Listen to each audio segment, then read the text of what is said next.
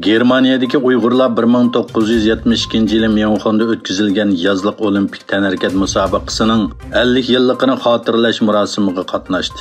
Germaniyada faoliyat ilib berayotgan Uyg'ur madaniyat va ma'rif birlashmasining rahbarligida Myunxendagi har qaysi millatlarga tava kishilar bilan birlikda Myunxendagi davlat musiqa uyining oldidagi maydonga yig'ilgan Uyg'urlar bir necha kilometr yo'l yurib Myunxen olimpik markaziga keldi. Növbətdə Uyğur irqi qırğınçılığı Germaniya matbuatlarining diqqətini tortayotgan bir paytda Myunxen şəhərlik hökumət Uyğurlarni birinci bo'lib paraddan o'tishga o'rinlashtirdi. Milliy kiyingan Uyg'urlar guruhi bu qitimqi xotirlash faoliyatiga alohida rang qo'shdi va tomoshabinlarning qizg'in olqishiga erishdi. Amerika Washingtonga joylashgan Ilg'or davlat mudofaasi tadqiqot markazi 30 iyun Xitoy rejimining Sharq Turkistondagi majburiy emgak jinoyatiga aloqador yangi dokladni e'lon qildi. Dokladda Amerika hukumatining Uyg'ur majburiy emgagining oldini olish qonunini ijro qilishga boshlaganligi, ammo yer shari ta'minlash zanjirida yanada ko'plagan yo'chiqlarning borligi, Sharq Turkistondagi majburiy emgak orqali ishlab chiqarilgan mahsulotlarning yanada yer shari ta'minlash zanjiriga kirib olganligi qayd qilingan. Mazkur dokladning avtori Nikol Morgarit bu vaqtda to'xtalib, Xitoyning atalmış Şinjanға qaratmalik yordam berish planiga asosan Xitoy o'lkalaridagi shirkatlarni ishlab chiqarish kasbini Sharq Turkistonga yo'tkashga rag'batlantirganligini, bu sababli Xitoy o'lkalaridagi shirkat korxonalarining mayli tarmoq shirkat tariqasida bo'lsin yoki mablag' selish tariqasida bo'lsin Sharq Turkistondagi ishlab chiqarish liniyasiga chetilganligini bildirgan. Bu yil tunji istiqbolvoq bo'rni ko'rilgan Xitoyning Janubiy dengiz qirg'og'ida portlar taqilib qoldi. Bir qism aeroplan va poyezd mulozimati amaldan qoldirildi.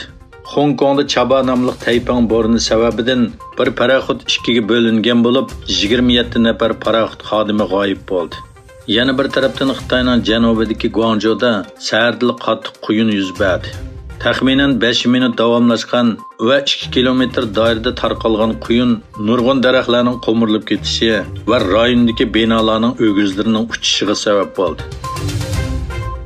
Amerika olam qatnashi idorasi NASA'ning mudiri Bill Nelson Xitoy olam ushquvchilarining boshqa davlatlarning sunniy hamrohini qanday yo'qotishni tadqiq qilish bilan aldirash ekanligini va oyni qo'lga keltirish uchun tirishayotganligini o'ttirg'a qo'ydi.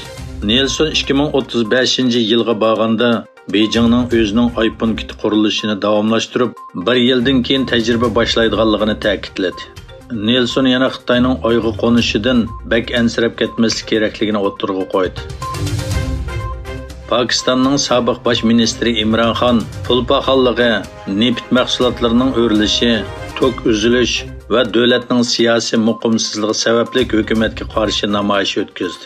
Davlat taratqullarining xabariga qaraganda, sobiq bosh ministr va Pokiston davlat harakatining rahbari Imron Xon Rawalpindi shahridan poytaxt Islomobodga qarab yurish boshlagan.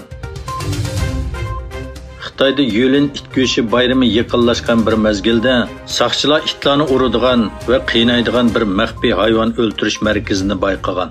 Angliyada turishliq bir hayvonlar huquqi xayr-saxovat organ bu haqda biz hech qachon chirigan go'shtlar bilan to'lgan bunda g'oyat zo'r uylarni va saqchilarning chiroyidagi qo'rqinchli ifodalarni ko'rib boqmagan edik dedi.